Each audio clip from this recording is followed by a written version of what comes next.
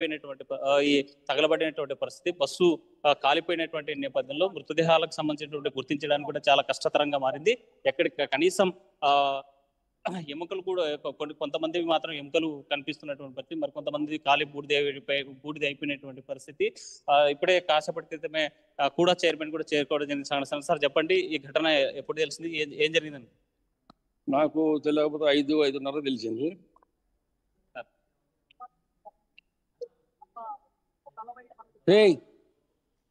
తెల్లవారుజామున 5-5:30 తెలిసింది. చాలా దారుణం ఇది. ఒక్కోసారి టూరిస్ట్ బస్సులు కూడా అతి వేగం కూడా మంచిది కాదు. ఎందుకంటే అది సకాలంలో 2-2:30 మధ్యలో వర్షం కూడా పడుతుంది కంటిన్యూగా. ఈ వర్షం పడడం వల్ల, స్పీడ్ ఎక్కువ వల్ల మరి జరగడం చాలా దారుణం. ఏదేమైనా అంతమంది మనుషులు చనిపోవడం చాలా బాధాకరంగా ఉంది. మరి ఇది ప్రభుత్వం కూడా ఆలోచించి ఖచ్చితంగా వాళ్ళ కుటుంబాలు ఆదుకోవాలి. ఎక్కడెక్కడ వాళ్ళు చనిపోయినారో వాళ్ళందరి మరి వాళ్ళకు ఇన్ఫర్మేషన్ ఇచ్చి వాళ్ళకి సకాలంలో ఉన్నటువంటి వాళ్ళ కుటుంబాలకు తెలిపి వాళ్ళ శవాలను కూడా వాళ్ళకు చేర్చే విధంగా కూడా, ఎందుకంటే అడ్రస్ అన్నీ ఉంటాయి వాళ్ళ దగ్గర, రిజర్వేషన్ జరిగింటుంది కాబట్టి అందరిని చేర్చాలా. కాబట్టి వాళ్ళ కుటుంబాలకు అన్ని విధాల ప్రభుత్వం ఆదుకుంటుంది. ఇది ఇప్పుడే మా పార్టీ అధ్యక్షులు, రాష్ట్ర పార్టీ అధ్యక్షులు పల్లా శ్రీనివాసరావు గారు నాకు చెప్పడం జరిగింది. వెంటనే రావడం జరిగింది. ఎక్కడ ఆలస్యం కాకుండా అందరం, గౌరవ చరిత్ర గారు కూడా ఇప్పుడే వచ్చిపోయినట్టుంది. కాబట్టి ఇది అందరూ బాధ విషయం. కాబట్టి ఇది చాలా దారుణం. హై స్పీడ్ కూడా తగ్గించాలని మేము కోరుకుంటున్నాం. ప్రధానంగా ఎప్పుడు చూసినా ప్రైవేట్ ట్రావెల్స్ లోనే ఎక్కువగా ప్రమాదాలు జరుగుతున్నాయి. అందులో ఎయిర్ బస్ లోనే ఎక్కువ ఇలాంటి ప్రమాదాలు, అగ్ని ప్రమాదాలు జరుగుతున్నాయి. అసలు ఎందుకు దీనికి లైసెన్స్లు ఉన్నాయి అంటే, ఒకటి హై స్పీడ్ అనేది ఇప్పుడు ఒక మోటార్ సైకిల్ వచ్చింది. మోటార్ సైకిల్ అంటే మోటార్ సైకిల్ పెట్రోల్ ఇది బస్సు పోయిందని చెప్తుంటే కిందికి అది ఒక మోటార్ సైకిల్ ఏమన్నా తేలి అగ్గి రాసుకొని అది ఎన్నో సిలిండర్స్ అన్నీ ఉంటాయి కాబట్టి అట్లా కూడా డేంజర్ జరిగిండొచ్చు.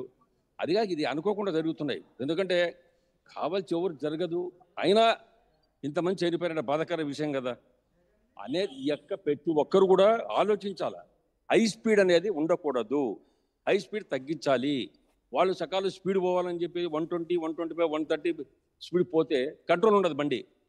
120 పోతే ఎంతున్నా 100 లోపల పోతే బండి కంట్రోల్ ఉంటుంది, అన్ని సేఫ్టీ. కాబట్టి ప్రభుత్వం వెంటనే సంబంధిత అధికారులు కూడా వెంటనే దీన్ని కంట్రోల్ చేయకపోతే ఇలాగే యాక్సిడెంట్ జరుగుతాయి. ఎప్పుడు కూడా ఇప్పుడుగా ఇంతమంది పాలెం దగ్గర కూడా చనిపోవడం జరిగింది. ఎంతమంది చనిపోయారు?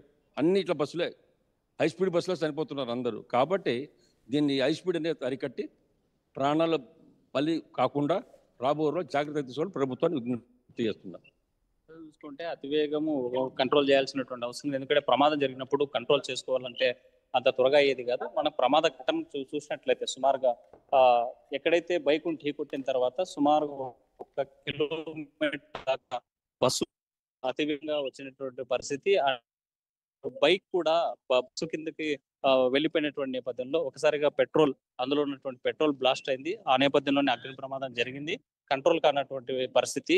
సో రాబోయేటువంటి కాలంలో ఈ ప్రైవేట్ ట్రావెల్స్ ను వేగ నియంత్రణ చేయాల్సినటువంటి అవసరం ఉంది అని చెప్పి డిమాండ్ వ్యక్తమవుతున్నటువంటి పరిస్థితి కూడా కనిపిస్తుంది. అధికారులు మాత్రం పూర్తి స్థాయిలో తమ శక్తి వంచన లేకుండా ఎక్కడికెక్కడ ఈ మృతదేహాలను తరలించేందుకు సిద్ధం చేస్తున్నటువంటి పరిస్థితి. ఇప్పటికి కూడా ఘటన జరిగి సుమారుగా తెల్లవారుజామున 3:30 ఘటన ప్రాంతంలో జరిగింది. అయితే ఇప్పటికీ మనకు కనిపిస్తున్నటువంటి పొగ ఇంకా దగ్ధమవుతున్నటువంటి పరిస్థితి, ఇంకా మృతదేహాలు కాలుతున్నటువంటి పరిస్థితి స్పష్టంగా కనిపిస్తుంది. ఇది ఇక్కడ నుంచి ఇక్కడ ఉన్న మృతదేహాలను, భౌతికాయాలను తరలించాలి అంటే ఇక్కడ కనిపిస్తున్నటువంటి వాహనం ఏదైతే బస్సు ఉందో ఈ పూర్తిగా హైరన్తో ఉన్నటువంటిది, చాలా ఇంకా వేడితో ఉన్నటువంటి పరిస్థితి. దాంట్లో బస్సులోకి వెళ్ళి మృతదేహాలు తీయాలన్నా, లేకపోతే అక్కడ ఉన్నటువంటి ఈ పొడి తీసుకెళ్లి అక్కడ ఫోరెన్సిక్ నిపుణులకు సంబంధించి మనం ఇవ్వాలంటే కూడా ఇంకా పూర్తిగా కాలుతున్నటువంటి పరిస్థితి ఉంది. స్పష్టంగా మనం చూస్తున్నాము.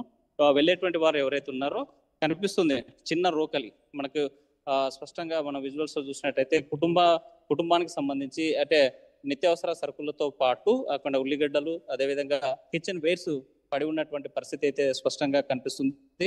అంటే ఫ్యామిలీస్ మొత్తం నిన్న దీపావళి ముగించుకొని తిరుగు ప్రయాణంలో హైదరాబాద్ నుంచి బెంగళూరుకు వెళ్ళేటువంటి క్రమంలో ఈ ప్రమాదం జరగడం చాలా దురదృష్టకరం. అయితే ఇప్పటికే ఒకవైపు రాష్ట్ర ముఖ్యమంత్రి, మరోవైపు తెలంగాణకు సంబంధించిన ముఖ్యమంత్రి రేవంత్ రెడ్డి కూడా స్పందించారు. స్థానికంగా ఉన్నటువంటి ఆ జిల్లాకు సంబంధించినటువంటి అధికార యంత్రాంగాన్ని సంఘటనా స్థలానికి వెళ్లాలని ఆదేశించినటువంటి పరిస్థితి ఉంది. ఇప్పటికే ఈ సంఘటనా స్థలానికి ఒకవైపు అధికార యంత్రాంగం, మరోవైపు ప్రజాప్రతినిధులు కూడా చేరుకుని పరిశీలిస్తున్నటువంటి పరిస్థితి ఉంది. అయితే స్పష్టంగా మనం ఆలోచించాల్సిన అంశం, అసలు ప్రైవేట్ ట్రావెల్స్ కు సంబంధించినటువంటి అన్ని అనుమతులు ఉన్నాయా లేదా, లైసెన్స్లు ఇచ్చారా లేదా, లేకపోతే ఫైర్ జరిగినప్పుడు అంటే అగ్ని ప్రమాదం జరిగినప్పుడు ప్రమాదం నుంచి బయటపడడానికి ఎలాంటి సేఫ్టీస్ తీసుకోవాలనేటువంటిది స్పష్టంగా లేకపోవడం ఒకటి. దీంతో పాటు ఏసీ వాహనం కావడము, మనకు ఎక్కడ కూడా గ్లాస్ క్రాష్ చేయడానికి అంటే అద్దాలు పగలగొట్టేటువంటి అవకాశం కూడా లేకపోవడము స్పష్టంగా మనం చూస్తున్నాం. చాలా ట్రైన్స్ లో ప్రయాణం చేసేటప్పుడు